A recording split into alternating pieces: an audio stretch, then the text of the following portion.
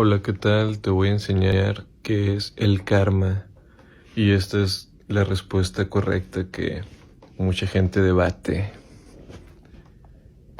Primero que todo, el karma es lo mismo que los señores del karma, que la culpa, que el pecado, que el juicio, juzgar o el prejuicio, ¿no? ¿Qué es el karma? El karma es, por ejemplo, cuando tú cometes un error, digamos que lastimaste a una persona, te sientes culpable y quieres remendar ese error. ¿Qué pasa si tú mueres y te sientes culpable con ganas de remendar un error? Pues vuelves a la tierra a pagar ese sentimiento de culpa. ¿Qué pasa? El sentimiento de culpa es lo que te hace reencarnar. El pecado es el que te hace regresar. ¿Qué son los señores del karma? Quiero que entiendas algo. Los sentimientos de culpa ¿son negativos o son positivos? En primer lugar, los sentimientos de culpa tienen que ver con la conciencia. El sentimiento de culpa, ese lo siente el alma que está empezando su evolución. Siente culpa, pues porque agarra conciencia y quiere remendar el error. Un alma nueva no tiene muchas veces sentimientos de culpa, pero conforme va, digamos que inicia su camino haciendo un desastre, haciendo daño a las personas, matando, haciendo todo, pero en algún momento despierta conciencia y ¿qué pasa? Se siente culpable y quiere remendarlo en la siguiente vida. Entonces, los señores del karma, que es digamos, una supraconciencia que los soles o los dioses han desarrollado sobre la conciencia, digamos, del ser, de actuar, etcétera, etcétera, etcétera. ¿Eso qué significa? Que el karma es la conciencia, digamos, de ti mismo sobre tus propias acciones. Mientras más sabio y elevado eres, tienes más conciencia y por ende te puedes sentir más culpable de muchas cosas. Pero a la vez, mientras más desarrollas conciencia, te das cuenta que ese sentimiento de culpa nace también porque eres una persona que empezó a tener un pensamiento un pensamiento dualista de juicio y prejuicio. ¿Qué significa? ¿Cómo te libras del karma, del pecado? Por medio de la expiación. ¿Qué es la expiación? Es el pensamiento no dualista, no juzgar a otros. Eso es automáticamente hace que no te juzguen, que no te juzgues a ti mismo. Si juzgas a otros, te autojuzgas a ti mismo. La culpa te enferma y mata el cuerpo. La paga del pecado es muerte. O sea, lo que te quiero explicar con esto es lo siguiente. Básicamente, el sentimiento de culpa, por ejemplo, cada enfermedad que tú tienes es porque inconscientemente te quieres castigar.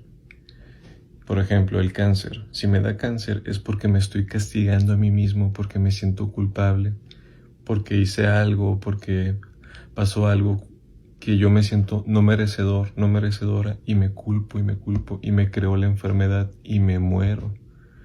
La muerte es a raíz de que no te sientes digno de vivir.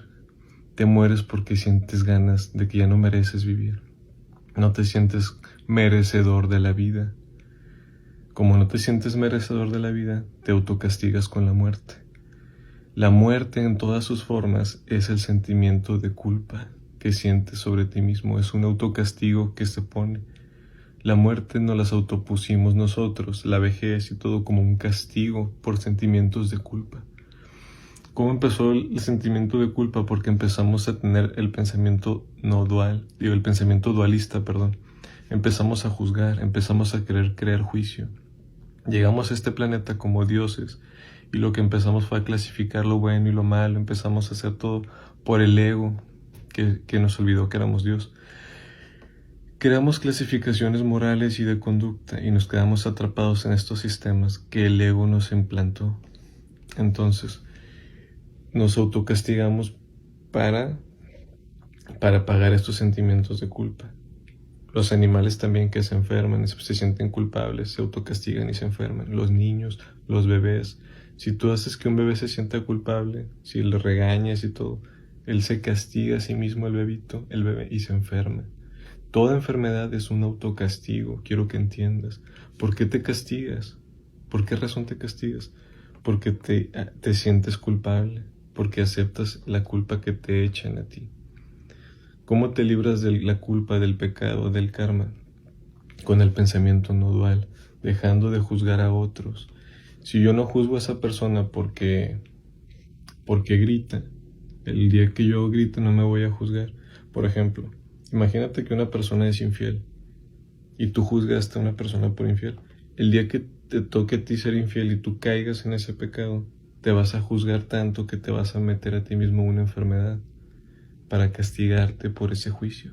Pero si tú nunca hubieras juzgado a la persona que fue infiel, nunca, y el día que tú fueras infiel, nunca te hubieras castigado y nunca te enfermarías.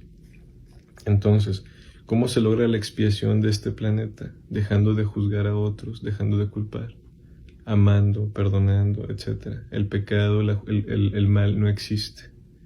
¿Sí?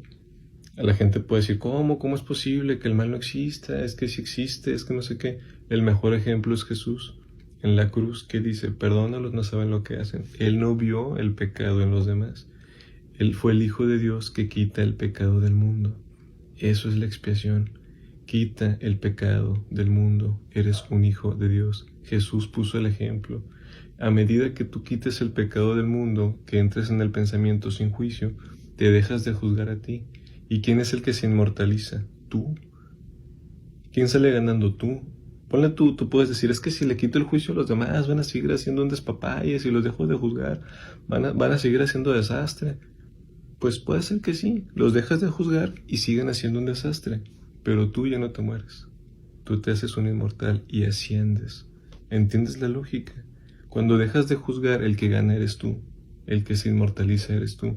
El que deja de morirse, de enfermarse eres tú, porque entraste en el pensamiento no dual, cuarto chakra, y empiezas tu ascensión. ¿Entiendes la lógica? El pensamiento no dual es para ti, para que tú asciendas. No es que si pienso que no existe la maldad, entonces la gente se va a hacer más mala, pero tú te vas a salvar. Es todo.